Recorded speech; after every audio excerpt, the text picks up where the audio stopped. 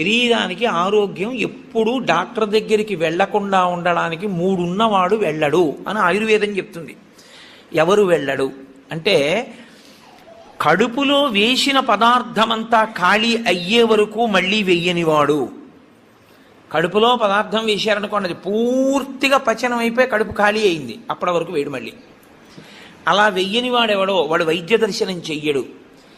ఎడం పక్కకి తిరిగి ఎడమ చేతిని తల కింద పెట్టుకుని గుండెలు పరుపుకో బొంతకో తగిలేట్టుగా పడుకున్నవాడు వైద్యుణ్ణి చూడడు. 3, ప్రతిరోజు రాత్రి తాంబూల చర్వణం చేస్తూ కొంచెం సేపు నడిచి పడుకునేవాడు వైద్యుణ్ణి చూడడు.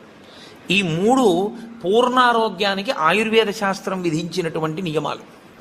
అందుకని అలాగే పడుకోవాలి. అందుకే మీరు ఎప్పుడైనా మహాత్ములు పడుకోవడం చూస్తే ఎప్పుడు ఎడం పక్కకే పడుకుంటారు. కారణం ఏమిటంటే ఎడం పక్క పడుకోవడం ఆరోగ్యం.